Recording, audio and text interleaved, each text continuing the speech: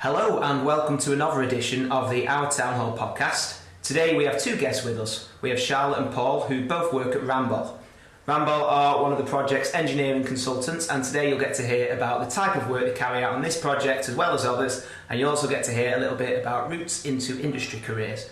Good morning to you both. Good morning. Good morning. We'll dive straight into our first question, and we'll start off with a little bit of an introduction. So if you can introduce yourself to our listeners and tell us a little bit about Ramboll and the type of work that you do. Okay, so I guess kicking off with Ramboll, who we are and what we do. So we are the civil and structural engineers on the Our Town Hall project. We are an independent architectural engineering and consultancy company. We create sustainable solutions across buildings, transport, energy, environment and health. We're of Danish origin. We're founded in 1945, and there's approximately 17,500 of us across the world, about 1,300 in the UK. We cover about 35 countries, and there are 17 offices in the UK, so we're quite a large organisation. We're also owned by the Ramboll Foundation, which is nice. And Charlotte and I are structural engineers. So myself, I'm a chartered structural engineer. I'm also a conservation accredited engineer. So I focus a lot of my time on heritage and conservation, and obviously the town hall being the kind of pinnacle, which is fantastic to be working on that. So I'll hand over to Charlotte. Yeah, so I'm also a chartered civil engineer, but I have a bit of a wider background in different construction projects, focusing a little bit more on modern methods of construction and design for manufacture and assembly, so sort of more of the high-tech and new methods of construction and things as well.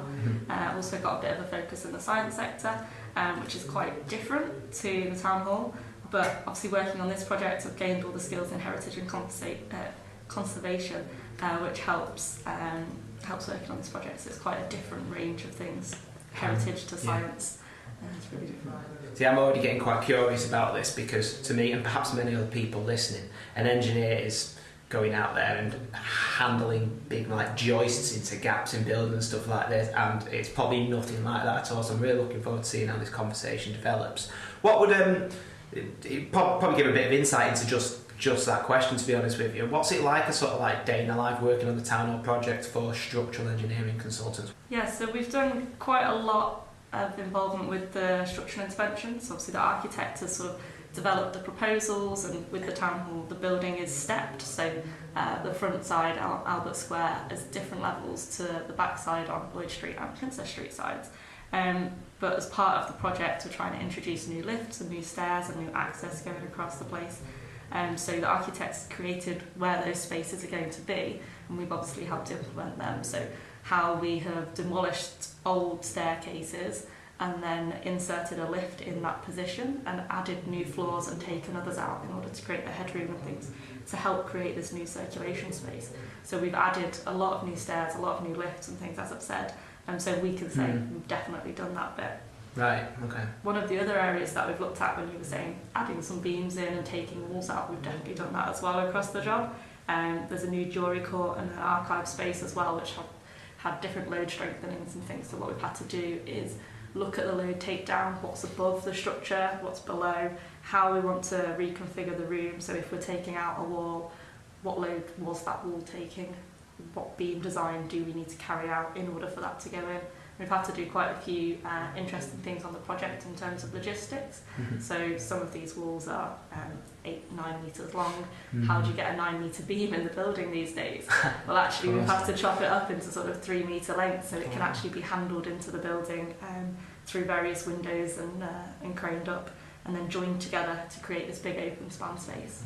So would it be right in saying that you've got a lot of sort of like modern methods and techniques, but you're having to adapt them essentially to fit into a 150-year-old building? Yeah, I mean, I think, you know, one thing we always do, we obviously come to site and we have to understand how the building works, you know, from a structural point of view, where the load goes, what are the significant bits, which are the bits we feel, you know, are less significant, and then it's just trying to piece that all together into you know, Charlotte said, really just trying to, you know, remove these walls and look at how we can strengthen, open up the spaces. So yeah, there's a bit of that, a lot of head scratching A lot of head scratching. One of the great things of this project, which is different to some of the newer projects maybe that we've worked on, is we still have the existing drawings from Alfred Waterhouse, which is amazing. So we've got an architectural set and an engineering set. Now, they're not always right, and there are like bits that are stuck on that have clearly changed over the years and things, but it really helps on a bit of a fact-finding mission as to, well, I think there should be a beam here. We go and open it up on site, and this happened just last week. We found one, but not the other. So they're not correct in any sense, but they are definitely a really good indication as to what their intention was at the time and how we can find that history. Right, I see, yeah. See, the common thread in all these podcasts now, you just demonstrated it there, is the interdependency from one consultant to another, or one trade to another.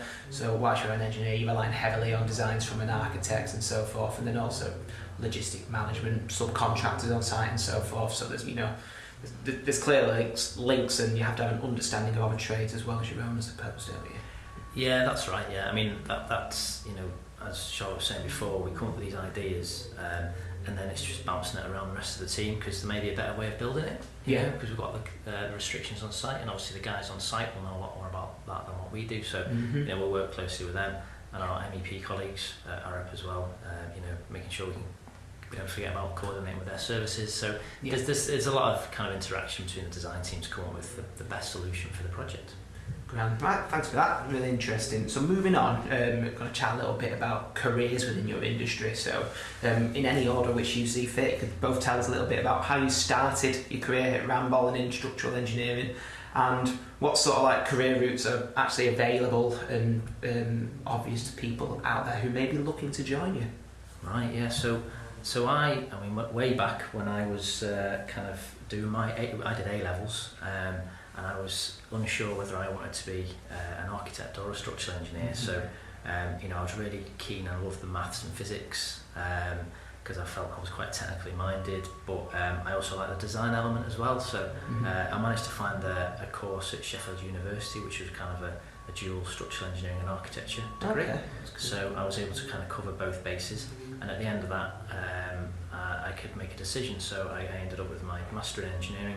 And decided that the engineering route was for me, and so I went straight in as a graduate at Ramboll, and I've worked my way up to become chartered and specialise in the conservation. So that was the way I went. Yeah, I'm quite similar to Paul actually in how I sort of approached it and had my career. So. Again, I think I wanted to be an architect at the time. I was sort of designing houses on The Sims and playing computer games and stuff in that way. But I had quite a science-based background as well, so less arty. And I come from a family of engineers, but they're all different types of engineers. None of them were civil or structural, so it was quite a learning curve for them as well. But I had that sort of information and guidance from them. I found a university course at Manchester, so I did civil and structural engineering, got a master's at Manchester Uni, again joined Ramboll as a graduate in 2014 and have been there ever since. Got chartered a few years ago now and work through up to a principal engineer at the moment. But I'm aware there are lots of other career routes that are available. So if anyone is wanting to join Ramboll, obviously there is the traditional route that both Paul and myself did with A-levels at college, university, and then going in as a graduate. But we've also got degree apprentice routes where you sort of study at university as well as the apprenticeship. So it's 1 day at uni a week and then 4 days on site. Sorry, not on site, in our office.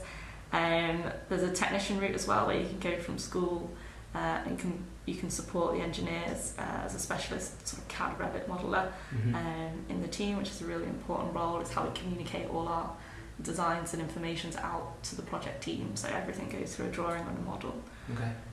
Or we get placements, and we also have work experience students as well. So it sounds like whilst obviously you are professionals and you sort of like study to a high level and whatnot, that's not the only route. You can sort of jump in after your A-levels to degree level apprentice. You could come straight from school and start at a lower level and perhaps work your way up, that sort of thing. Yeah, that's right. I mean, I think both. I mean, I'm based in our Chester office and Charlotte's over here in the Manchester office, and I think we've actually both got in our teams a degree apprentice starting for the kind of the next academic year. So it's great that we've got that kind of coming into the business, and we'll be able to support them, and it's a real advantage because they can, at a young age, they can really get that experience whilst studying as well, and that'll really help them study, I think, understanding real world problems. Okay, I'm going to throw you a little curveball now and ask you a question about apprenticeships a little earlier than planned, so I'm sure you prep for it anyway, so it's not a problem. But with regards to apprenticeships in your industry, firstly, is it something you're seeing more and more of? And secondly, if that is the case, what do you think the benefits are, and how are you seeing people progress through apprenticeships as opposed to some of the older routes?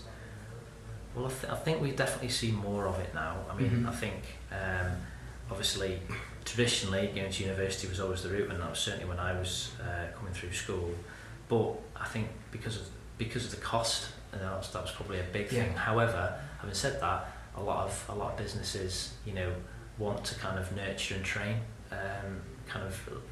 people from their local area perhaps, and so see that also as a benefit to the business as well as to the individual. So I think that's probably why we're seeing that more and more, because I think it's advantageous to the company, but then also the person that's doing it, because they get a chance to earn some money whilst they're working.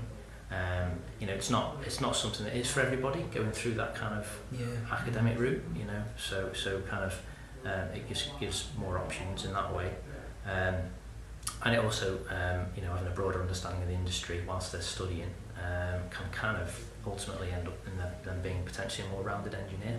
Right. Yeah, and I suppose as a result of that, you're going to end up with a mixed team, different people with different experiences. It's not necessarily saying that one route's better than the other, but if you get half your team going through an apprenticeship route and half through the traditional route, you're going to get people with different experiences and different insights, and that's only going to benefit you as an organisation, I guess, isn't it?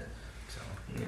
Okay, I'm going to move on now to the bulk of the podcast, if you like. This is a STEM podcast, so we want to hear about the STEM elements of your role. So that's the science, technological, engineering and maths element. I can tell one of them is going to be a bit easier than the other three already, going by name. So I'll go through them one by one.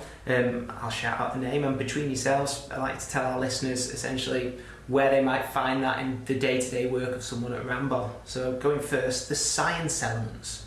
Okay, so science. So, I think physics is, I think, the basis of what we do really. We've got to understand, we've got to take into account gravity for one in everything we do, and obviously the forces, the certainly from our point of view, the weight of things, people moving around buildings, they all generate forces, external environment forces, so that physically has an impact on the building. So if that plays a key role. Obviously the materials and the properties of the materials are really important, so we need to understand them, whether that's existing or new materials, so that we can specify them correctly in our projects. So how dense things are, how strong they are, how brittle they are, and what's appropriate. So there's certainly a lot when it comes to physics. Chemistry as well, really. I mean, we do, a lot of the things we do involve kind of chemical reactions. So I do a lot of work in the conservation kind of field, and obviously certainly on the town hall, where we've got to specify mortars, the correct mortar mixes. So when we've got our stones and we're trying to, it's the glue between the stones that holds everything together. We use a lime mortar, and that chemical process is really quite an interesting one, where your limestone is heated, that creates this kind of calcium oxide, and then you add some water and you get this lime putty, and then once you add some sands and aggregates to that becomes the kind of the mortar mix, and over time through the carbonation process will get harder and give you the strength that you need. So there's constant kind of chemical processes also in the sorts of things we do, and we specify. Also, we come across a lot of old things, and certainly when we're working in conservation and heritage, and perhaps there'll be bits of iron that have rusted, and that's obviously a chemical reaction that we need to understand, which is the iron reacting with the water and the oxygen to form an iron oxide. So we see it a lot day to day, that chemical process, and we need that kind of basic understanding. So I think that science does play a really key role. Right, that's really interesting. Again, they're demonstrating the collaborative elements of your role, and having to work with our stonemasons, for example. because I was always assuming they just made the mix, but you're obviously working together to make sure you've got the right mix that supports the building and ensures that stones don't fall out of it, I suppose. Yeah, that's right. We've got to balance the correct strength to give us, the wall that we're looking at, the correct structural capacity, but it not be too strong that it needs to be forgiving to the type of building. We can't have it so hard that the stone then suffers and the mortar stays intact. It's just getting that balance right. So, as you say, we come up with what we think's best. We talk to the stonemason, two of the guys that are working with the material on site, and we come up with what's best for the building and the project. Brilliant. Okay, moving on to the next one. Technology. Yeah, I'll take this one. So there's a lot of ways that we're using technology in the building and in engineering and things at the moment as well. So we've had the town hall completely 3D scanned. So we have this full 3D model that we're able to then work in. We don't have to go on site every day in order to look what's there. But we've had it done both with sort of a point cloud where they take all the data and then they model it through that as well. And we've had it done as like a photogrammetry survey, so you can, like Google Street Maps, you drop yourself in each room and then you can spin around and have a look at what's in each room at the time. So that was at a point in time, so we've not developed that through the project. It does change every week and every day, so we do need to refresh ourselves with that. But things to get the roof surveys done, we had a drone scan done, so that's how all the roofs were modelled and that's how you could get access up there before the project started. We were planning the work out and things. So we've had quite a lot of sort of visualisations when everyone in the different teams model their design proposals. We can run a clash detection as well, so technology really helps in that, in terms of is the beam slightly too low, will it clash with the head height? Obviously we then lift it, or the service routes, is that going to clash? Do we need to create a new hole through a wall? Those sorts of things that we're looking at with technology. There's quite a lot of other things that we can do in terms of not necessarily applicable to the town hall, but in new builds, if we're doing a high rise, we can do wind tunnel testing. So you can build a little actual physical model and put it in a wind tunnel and see how that impacts some of the buildings and the pedestrians around it. Because obviously when we've got all these new high-rise in Manchester, the wind is changing in those areas, and it's sort of getting deflected down at the bottom. And there's lots of new materials that are being created as well, so technology is definitely playing a big role in that. Things like graphene-crete, which is graphene, the material discovered at Manchester Uni a few years ago, is now getting combined with concrete to try and make it stronger, and have different methods and materials. It's been used on a few projects. We've obviously not used it on this project yet. It's still sort of in the testing phases, I believe. But those new materials are really interesting and exciting, just to see what's going to come next with those. That's fantastic. I mean, all the stuff around the building scanning and whatnot sounds really interesting. I've heard about it, I'm aware it sort of goes on. But essentially the sole purpose of that, I'm guessing, is to save everyone here at once. But also, do you get to see things in a little more granular detail than perhaps you might do if you were just physically stood in the building? Are there other benefits as well? Sometimes, yes. It does depend on how much data that you've put in. So obviously, if you've scanned it at a certain point in time, say with all the plaster and all the finishes on, you don't have X-ray vision to be able to see what's behind that. So we've still got to do that process. And one of the things on this project which I found really interesting is once all the plaster came off, in some of the rooms that we're altering, actually you can see where the original builders sort of painted on the wall the roots of the chimney flues, and actually that gives you X-ray vision to know where the chimney flues are and where the feather walls are between in the chimneys, which I thought was really interesting. Was that the reason that they drew the chimney flues on, for people in 100 and odd years' time to? I think it was to help them build it at the time. I don't think it was for future information. But at the time when they were doing it, I would love to think they had the foresight to do that for people 140 odd years later. So. I mean, it obviously helps, which is great. But I think one other thing that's really good is, however well prepared you are for a site visit, when you're going to inspect something, there's always something that you always think, if I'd only looked at that again, or if I just see. But actually having some of these kind of surveys, kind of digital surveys that we can do, it does give us the chance to drop ourselves back in that room on screen, and actually you can just double check. Yeah. You might not see what you're looking for, but it's just another way of kind of having that. So it does provide a real big advantage for us. Yeah, 3D photos are really good for that as well. We do it quite a lot in other survey work that we do as well. And you can tie them all together again and walk around the building. So. It's fantastic. I'll be wanting to learn more about that after I leave this room and this recording today. It's fascinating. So, right, moving on to number 3. Being engineering consultants, this should be dreadfully straightforward for you, but the engineering element of STEM. Yeah, well, I suppose we it's actually taking kind of the science and the technology elements that we've already talked about. It's basically taking those things, combining it with some problem-solving skills, which is, I feel like that's where we add the real value, I think, Charlotte.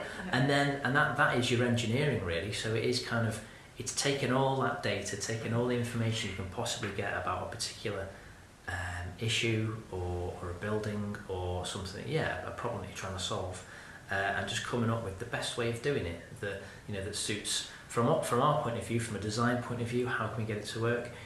We need to understand how it can be built. Can it be built in a certain way? Are there better ways of doing it? What materials can we do it in? Who else do we need to consider? There are obviously other people that need to input to this problem that we've got to solve. So the real engineering is kind of taking on board all of these elements, all the information we can, and putting it together, and us then solving it or helping solve the problem. That's the kind of the crux in it, I think. Yeah, I think it's sort of trying to think of the most efficient way to do things, and use the materials in the most appropriate way. Because you could build something out of everything in concrete, but actually the roof in concrete might not be the most appropriate here. So obviously we've got timber and things as well. So it's understanding all the materials that we've got from the science and using that technology, as Paul said, to apply those problems. Yeah, appropriately apply that skill and knowledge. I think certainly on this building, on this project, the certain principles that we have to adhere to when we are trying to solve those problems. So we need to, where possible, we need to approach it with a minimal intervention. So we're not damaging the fabric. Is there a way that we can make the solutions reversible? So that if things need to change in the future, we're able to do that in a kind of a safe way, and a kind of a way that's not going to impact on the building too much. So they're kind of the key things that we kind of look at, really. When we're considering a building like this, it just needs to be appropriate. Right, yeah. It's really, really interesting to answer that, because you've given us in a nutshell there the type of person that might be able to go into this sort of career. You don't have to think of yourself as an engineer when you're still at school. It's more a case of, if you've got some sort of general interest in science and you think you're good at solving problems, that's probably a good career route for you to go looking down, isn't it? So I like the way you brought that up. Lastly, the maths. Keen to hear what you've got to say here. So sort of the maths element of it is generally the calculations and the analysis, and that's how it feeds into our roles. So obviously, as we mentioned before, understanding the loads and the load path through the building. So when we're taking the walls out, we need to understand where the load from the wall is going. So it's understanding sort of the self weights and the properties of the materials that we're using. Obviously, other things are heavy, other things are lighter, and so it's applying that information and doing the calculations on them and the analysis of it. So how does the beam deflect? How does that move? Those sorts of things that we're looking at in terms of maths. Yeah, I think so. I think what I've noticed throughout my career is how the approach to maths and the analysis has changed. So when I first started, because I graduated in 2004, so I'm almost 20 years into my career now, and there was some kind of computers and analysis packages that we did use, but a lot of it was kind of hand calculations. So you would kind of, when you were at university, you would learn how to design certain elements. When you flip through analysis through a hand calculation, when you get into the office, you kind of piece that together and learn to analyse the whole building. But nowadays, there's a lot more reliance on the computer software packages, because they are a lot more developed than what they were previously. So that gives you some real benefits, because you can really efficiently analyse things, and you can save materials from certainly from a sustainable point of view. That's where we obviously need to be headed. But at the same time, what you don't want to lose is that skill of the young engineers that are coming in, how to do that, and we don't want them to put their reliance on the computers and the analysis too much. So we need to get that right as an industry to make sure that those engineers that are coming through are kind of nurtured and they don't lose that skill of calculation and analysis. Right, one of my follow-up questions was going to be around how much do you sort of want the computers and the software packages to be doing this maths for you? And I assume the answer will be we want it to do it all, but actually you don't. You want to retain some control with, so you want the human insight to control something. And actually, Charlotte mentioned this before. If you put rubbish in, you get rubbish out. So you need to be able to understand what you're putting in to that computer. It'll go away and do its thing, and you'll get the right answer. But there's got to be someone that can understand what that input is. Yeah, and you have to do hand checks to make sure that the computer gives you the results that you're expecting. Because if you don't know what you're expecting, you don't know whether it's done it right or not. So you do have to have that knowledge and understanding before you start modelling it into the computer software. And we have quite a lot of checks and things, and different engineers and different levels go and check all the models and things to make sure that they're correct. So you're taking me right back to uni now. I did sound engineering at uni, and they used to say exactly the same thing, in that all your efforts essentially have to go into recording sound. Don't expect a software package and a high-end computer to fix poorly recorded sound, because no matter what you do, you've failed if you've got that first step wrong. So you're always relying on that human intelligence before the computer gets involved, essentially. Exactly. So, okay, grand. That covers the S, the T, the E and the M. We move on to our final question now. And if you could give listeners one reason why they should consider a career in your trade or similar, what would it be? Well, I think you get to make a difference, and you get to create and preserve some of the most iconic and important buildings in the country. And for me, that is the main reason. So do you get more satisfaction from the heritage roles than perhaps you might do a new build, would you say? I think so, because a lot of these heritage buildings are they're listed for a reason, because they are of importance, and I think if you can add to that by kind of helping to preserve it and keep it as it is, as an asset, then I think that's a real plus. And you get to walk past it and you can see it and you say, I've made a difference to that building. Oh, yeah, brilliant. And Charlotte? Paul and I discussed this, and that was our closing statement together. There you go. No, you agree. It's good. It's good you're agreeing. It's a good answer. I think it's a great answer. I feel like I can't really add much more to it. But yeah, I think as time goes on, we're going to be doing more refurb, more heritage. Everything's going to become more important, and the sustainability of all of that as well. So how we can impact the wider globe by utilising materials in the correct way and reusing the buildings that we've got available to us, I think it's really important. So I look forward to how that goes on in the future, the preservation of it all. I'm glad you gave that answer. It's a town hall podcast. We wanted to hear something positive about heritage buildings and so forth. And you won't be surprised to hear you're not the first to say that. Other contributors have said similar about working on heritage projects and the significance of it.